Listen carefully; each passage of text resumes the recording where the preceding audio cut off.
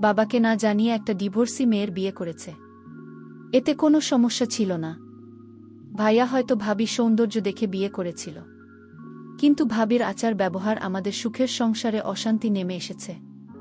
আমার বয়স খুব কম হলেও আমি ভাবির সকল কর্মকাণ্ড বুঝতে পারি, কিন্তু ভাবি এরকম বাবা মায়ের উপর অত্যাচার আমার কিছুতেই সহ্য হতো না। আর ভাইয়া তো চাকরির কাজে শহরে থাকত। একদিন ভাবিকে হোটেলে নিয়ে গেলাম, আর হোটেলে নিয়ে যা করেছিলাম তা শুনলে তোমাদের মাথা গরম হয়ে যাবে। তাহলে মূল ঘটনাটি বলি। এইমাত্র আমি 5 টাকা 3টা নোট ড্রেসিং টেবিলের উপর রেখে কিচেনে গেলাম। এখন দেখি টাকাটা নেই। সোহান, টাকাটা কি তুমি নিয়েছ? ভাবেই কথা শুনে আমার মাথা জ্বলে উঠল। শেষ পর্যন্ত চোর বানিয়ে দিল আমাকে চিফ। অবশ্য বেকারদেরকে মানুষের অনেক কথা শুনেই বেমালুম হজম করতে হয়। কথায় কথায় মাথা জ্বলে উঠলে চলে না। অনেক কষ্টে নিজেকে সামলে নিয়ে বললাম, না ভাবি, আমি নিইনি। হয়তো অন্য কোথাও রেখেছ, ভালো করে খুঁজে দেখো। ভাবি বলল, সব জায়গায় খুঁজেছি, কোথাও নেই। তুমি একটু মনে করে দেখো। এমনও তো হতে পারে তুমি মনের ভুলে নিয়ে মানিব্যাগে ঢুকিয়ে ফেলেছে। এখন মনে করতে পারছি না। এবার সত্যি সত্যিই মাথায় আগুন জ্বলে গেল। আমি খুব হালকা স্বরে বললাম, ভাবি, তুমি যেভাবে আমাকে অপমান করছো এর মধ্যে যে চূড়ান্ত রকমের একটা ছোটকি আছে, তুমি কি তা বুঝতে পারছো? এই কথাই ভাবি শ্রাব্য অশ্রাব্য ভাষায় যা বলা শুরু করল। তাতে থাকে আর একটা ভদ্রবাড়ির ছেলে বউ কিংবা কোনো ভালো ঘরের মেয়ে বলা যায় না। এক পর্যায়ে সে বলেই ফেল, ঢাকা একটা ছেলে বছরের পর বছর ভাইয়ের ঘরে বসে বসে হাতির মতো গিয়েছে। 4 পয়সা ইনকামের মুরদ নেই সে কিনা আমাকে বলেছ লোক। আমি বারবার এদিক ওদিক তাকাচ্ছি যেন মা এসব কথা কোনোভাবে শুনতে না পায়। এমনিতেই সে স্ট্রোকের রোগী, কোনোভাবে উত্তেজিত হতে পারে, এমন কিছু শুনতে দেওয়া যাবে না তাকে। এরপর আর কোনো কথা জোগাল না আমার মুখে। নিঃশব্দে বাড়ি থেকে বের হয়ে গেলাম। বেলা বাজে 10:56। রোদ তেতে উঠেছে। আশা মাছ, অথচ বৃষ্টির নামগন্ধ নেই। রোদের তাপে যেন রাস্তার পিচ গলে স্ট্যান্ডে লেগে যাচ্ছে। এখন কোথায় যাব আমি? লকডাউনের ভেতর কারো বাড়ি যাওয়া যাবে না। আমাদের বাড়িটা চাঁদপুর শের শাহ সুরির রোডে। এখান থেকে হেঁটে হেঁটে রেসিডেন্সিয়াল কলেজের পাশ দিয়ে চন্দ্রিমা উদ্যানে চলে যাওয়া যায়। বসার জন্য খুব নিরিবিলি একটা জায়গা। আমার একটা নিরিবিলি জায়গায় এখন সবচেয়ে বেশি দরকার। খুব কঠিন একটা সিদ্ধান্ত আমাকে নিতে হবে, এবং সেটা আজই, এখনই। একটা ভবনের পিছন দিকে লেকের পাড়ে নিরিবিলি একটা জায়গা দেখে বসে পড়লাম। সংসারের হিসাবটা কিছুতেই আর মিলছে না। অল্প কিছু দিনের ভেতর সবকিছু কেমন এলোমেলো হয়ে গেল। অথচ আমাদের সংসারটা ছিল ছবির মতো সুন্দর, গোছানো, পরিপাটি। সেই ছবির রং ঝাপসা হতে শুরু করল এক সময়ে। বাবা মারা গেল প্রায় 5 মাস হতে চল। এরপর থেকে সেই ছবি শুধু ফ্রেমটাই রয়ে গেল, বাদবাকি সব হারিয়ে গেল কোথায় জানো? এই তো সে দিনের কথা, আমরা 2 ভাই আর বাবা মিলে একসাথে কেমন খেলেছি। বাবা একটু সময় বের করতে পারলে ফুট করে ঘুরতে গিয়েছে আমাদেরকে। বাড়িটা সারাক্ষণ হাসি আর আড্ডায় গমগম করত। আর আজকের অবস্থা দেখলে নিজেই অবাক হই। মনে হয় আদৌ এটা আমাদের বাড়ি? ভাইয়া পড়ালেখা শেষ করার পর 19 সালের জুলাই মাসে একটা মাল্টিন্যাশনাল কোম্পানিতে উচ্চপদে চাকরি নিল। ভালো বেতন, মতিঝিল অফিস। এর মাসখানেকের মাথায় কাউকে কিছু না জানিয়ে হুট করে এক সন্ধ্যায় ভাবিকে নিয়ে উপস্থিত। তারা নাকি গোপনে কাজী অফিসে গিয়ে বিয়ে করেছে। ভাবির বাড়ি কুমিল্লার বরুড়ায়। ফেসবুকে পরিচয়, সেখান থেকে প্রেম, আর তারপর বিয়ে। ভাবির এর আগেও একটা বিয়ে ছিল। এরপর আমার ভাই এর সাথে তার পরিচয়। আমরা সবাই খুব আপসেট হলাম এই ঘটনায়। ভাইয়ের মতো একটা চমৎকার গোছালো এবং দায়িত্বশীল ছেলে কাউকে কিছু না জানিয়ে এভাবে বিয়ে করে ফেলবে, এটা মানাই যায় না। আর তাছাড়া আমাদের বাড়িতে যদি উন্নত করার মতো কেউ থাকত তাহলে ভিন্ন কথা ছিল। আমরা 2 ভাই মোটামুটি বড় হলে বাবা মা আমাদেরকে খুব পরিষ্কারভাবে বুঝিয়ে বলেছে যে জীবনে চলার পথে কাউকে ভালো লাগতেই পারে। এটা খুবই স্বাভাবিক। এমন কিছু হলে অবশ্যই যেন সবার আগে বাড়িতে শেয়ার করি। আজ পর্যন্ত আমাদের 2 ভাইয়ের কোনো যুক্তিই কাজে বাবা মা বাধা দেয়নি, বরং সব সময় উৎসাহ দিয়ে এসেছে। সেখানে ভাইয়ের কাছ থেকে এটা কেউই আশা করেনি। এই ব্যাপারটা নিয়ে বাবাই সবচেয়ে বেশি আপসেট হয়ে পড়ল। মা তাকে বোঝাতে চেষ্টা করল যে রাব্বি যদি মেয়েটাকে নিয়ে সুখী হতে পারে তাহলে আমাদের আর আপত্তি করে লাভ কি, যা হওয়ার তা তো হয়ে গেছে। আর তাছাড়া দুজনের সম্মতিতেই বিয়েটা হয়েছে। দুজনই ম্যাচিওরড। সুতরাং এখন স্বাভাবিকভাবে ব্যাপারটা মেনে নেওয়ায় সব দিক দিয়ে ভালো। ভাবির আগের বিয়ে নিয়ে বাবা মা কেউই কোনো কথা তোলেনি পর্যন্ত। ডিভোর্স একটা মেয়ের জীবনের খুব দুর্বল একটা জায়গা। সুযোগ বুঝে এই জায়গায় খোঁচা দেওয়া কোনো ভালো মানুষের কাজ না। মা শুধু ভাইয়াকে আড়ালে ঢেকে নিয়ে সেই রাতে বলেছিল, রাব্বি, তোর বাবার মনে এত বড় দুঃখ, দিল্লি তার কত পরিকল্পনা তো বিয়ে নিয়ে। খুব ধুমধাম করে বউ ছেলের বিয়ে দেবে, আনন্দ ফুর্তি করবে। মানুষটা খুব কষ্ট পেয়েছে রে, স্রেফ এটুকুই। অবশ্য ভাইয়া সেই রাতে মা চেয়েছিল বাবা মার কাছে, তারপরও বাবা কেমন চুপচাপ হয়ে গেল। এরপর থেকে কখনো আগের মতো সেই চঞ্চল মানুষটাকে আর দেখিনি। মাস তিনেক মোটামুটি ভালোভাবেই চলল সংসারটা। এরপর সাজানো সংসারে একের পর এক ঝড় আসা শুরু হল। সেই জুড়ে আমাদের স্বর্গের সেই বাড়িটা তছনছ হয়ে গেল। ভাবির সাথে আমার তেমন বনিবনা হচ্ছিল না। একটা পর্যায়ে সংসারে শান্তির জন্য সবকিছু ভাবে বুঝিয়ে দিয়ে অবসর নিলেন। তবু শান্তি এলো না। ভাবি চাইল তার আলাদা একটা সংসার, যে সংসারে শ্বশুর শাশুড়ি আর দেবের মতো বাড়তি ঝামেলা থাকবে না। আমাকে ভাবিনি যে টাকা লুকিয়ে আমার উপর চাপিয়ে দিয়েছে। ভাইয়া যেন আমায় ভুল বুঝে আলাদা হয়ে যায়, এই জন্য। এটা আমি বুঝতে পেরেছিলাম। যখন এভাবে ভাবি আমাকে পাঠাতে পারল না, তখন ভাবি মনে অন্য চিন্তা ভর করল। আমি সব সহ্য করতে পারি, কিন্তু মা বাবাকে নিয়ে কোনো কথা আমি সহ্য করতে পারি না। আমাকে ভাবে মিথ্যা দোষারোপ করুক, এত আমার কোনো সমস্যা নেই, কিন্তু বাবা মাকে নিয়ে কোনো অপমান, এটা আমি সহ্য করতে পারবো না। কিভাবে আমাকে ভাইয়ের চোখে খারাপ বানানো যায়, এই সুযোগ ভাবে সব সময় খুঁজত।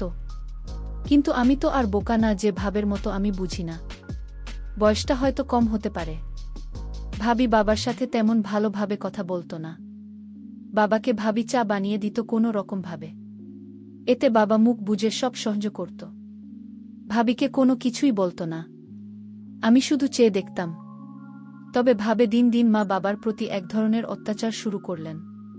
সময়মতো মা বাবা খাবার দেওয়া, মা বাবার জন্য কিছুই করত না সে। আমি মা বাবাকে সব সময় বোঝাতাম, ভাইয়া হয়তো জীবনে বড় একটা ভুল করে ফেলেছে, কিন্তু এই ভুলের মাসুল কি তোমাদের দিতে হবে, এ আমি কিছুতেই হতে দেব না। ভাবিকে দেখতাম, বেশিরভাগ সময় দেখতাম ফোনে কার সাথে জানি কথা বলতো। ভাইয়া যখন বাড়িতে থাকতো না, তখন ভাবি কার সাথে যেন কথা বলতো ফোনে সারাক্ষণ। এই দৃশ্য আমি দেখতে পেতাম।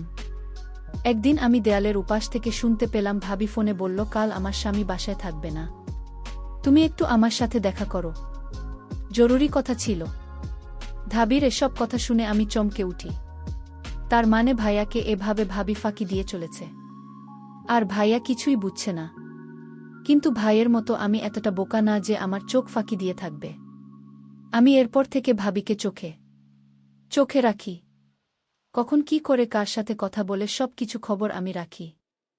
অন্য একদিন ভাবেই ফোনে বলল, কাল কিন্তু তোমাকে আসতেই হবে। আমি যেই দিন বাড়ি থেকে এক পা ও নড়ব না।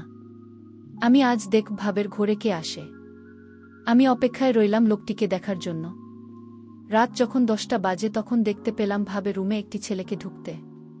ছেলেটি ভাবিকে বলছে, তুমি কেন এখানে পড়ে আছো? ভাবি তখন বলল, আরে কিছুদিন আছি এখানে, আমার স্বামীর কাছ থেকে সিকনেস একটা নিতে পারলেই সকল সম্পত্তি আমাদের হয়ে যাবে। আমরা এই বাড়িটি বিক্রি করে অন্য কোথাও একটা বাড়ি রাখব, আর আমার সুখে জীবনযাপন করব। ছেলেটি বলল, কখন করবে? আর কিছুদিন ধৈর্য ধরো প্লিজ, আমি একটা সুযোগ খুঁজছি। তারপর তারা দুজন দেখলাম ঘনিষ্ঠ হতে লাগল। আমি জানালার পাকা দিয়ে তা ভিডিও করে ফেলি। এখন কোথায় যাবে ভাবি? তুমি তো আমার হাতে ধরা।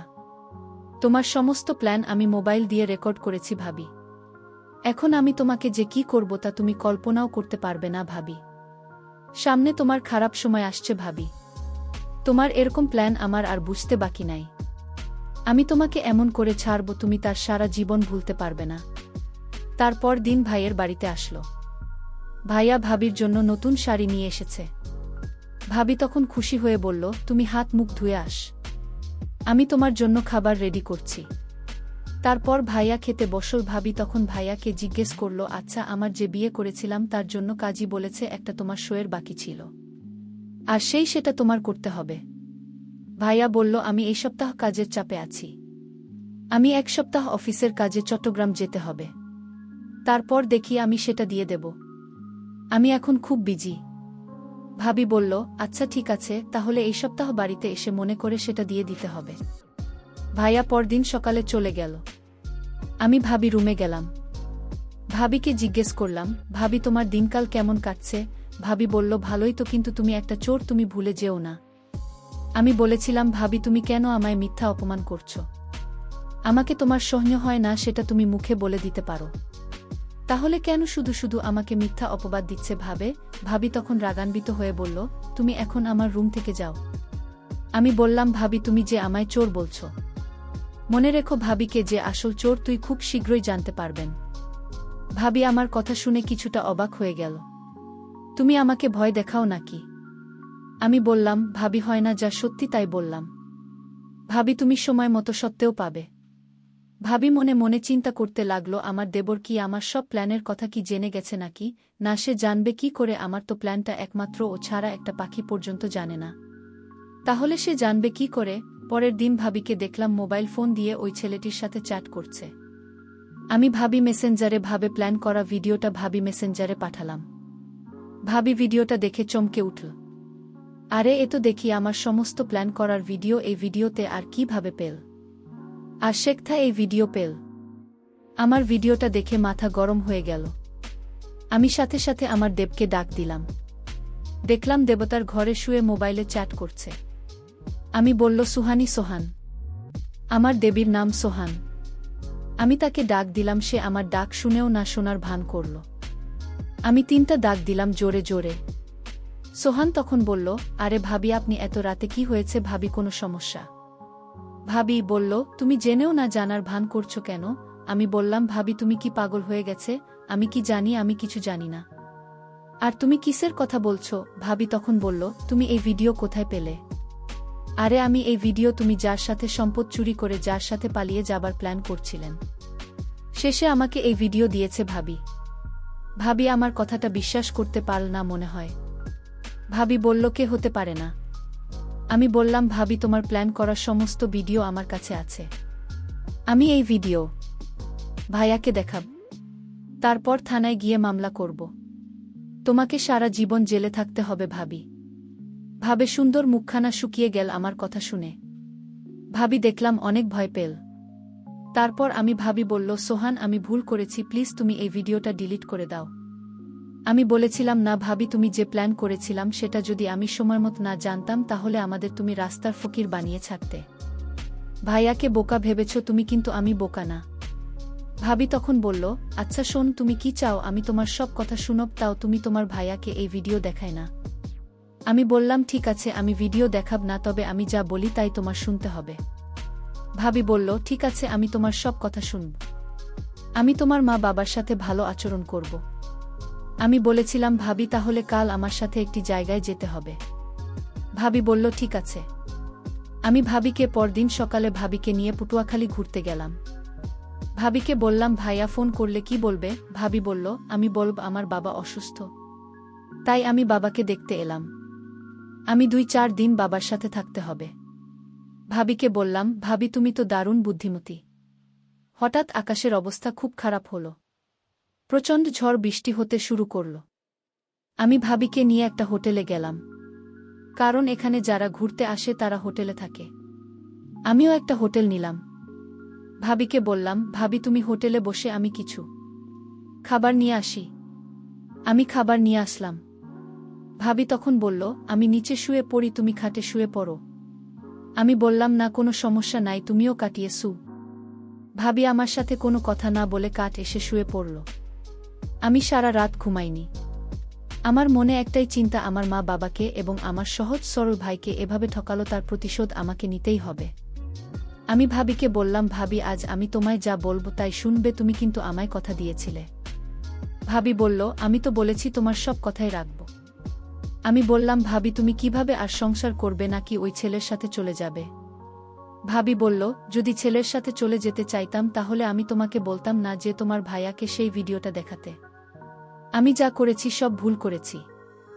আমি তোমার সাথে, তোমার বাবা মায়ের সাথে অন্যায় করেছি। এটার জন্য তুমি আমায় শাস্তি দেবে, সেই শাস্তি আমি মেনে নেব। শুধু তোমার কাছে একটাই অনুরোধ, তোমাদের পরিবারে আমাকে থাকতে দাও। আমি ভাবিকে বললাম, ভাবি আমি আজ তোমাকে হোটেলে নিয়ে কেন আসলাম জান? শুধু তোমার মনটা পরীক্ষা করার জন্য। আমি যা বুঝলাম তুমি সংসারটা বাঁচানোর জন্য সব করতে পারো। এটা আমি পরিষ্কার বুঝেছি ভাবি। আর তুমি কি করে ভাবলে আমি তোমার উপরে সব করার জন্য জুলুম করব? শোনো ভাবি, আমি তোমাকে এখানে আনার একটাই উদ্দেশ্য, যেন তুমি ভালো হয়ে যায়। দেখো ভাবি, আমি আজ ইচ্ছা করলে আমি অনেক কিছুই করতে পারতাম, কিন্তু আমি তা করিনি। কারণ ভাবিরা মায়ের মতোই হয়। এবার এসব কথা শুনে তার ব্যবহার দেখে আমি অবাক হয়ে গেলাম। আমি কান্না করতে লাগলাম আর বলতে লাগলাম, তোমার বাবা মায়ের কাছে আমায় নিয়ে চলো। আমি তাদের কাছে ক্ষমা চেয়ে নেব। আর তুমি আমাকে ক্ষমা করে দিও, আমি তোমাকে অনেক কষ্ট দিয়েছি। তোমার মতো দেব যদি প্রতি ঘরে থাকে তাহলে প্রত্যেকটা ঘর অনেক সুন্দর হয়ে যাবে। আমি ভেবেছিলাম মাত্র 10 বছরের একটা বাচ্চা দেব, সেটা মেধাকে কাজে লাগিয়ে সংসারটা জোড়া লাগিয়ে দিল। আমি ধন্য তোমার মতো দেবর পেয়ে। দর্শক বন্ধুরা, আমি ওই ছেলেটির উপর দোষ চাপিয়ে আমার ভাইয়ের সংসারটা বাঁচিয়ে দিলাম। ভালো করিনি? তা অবশ্যই কমেন্ট করে জানাবেন।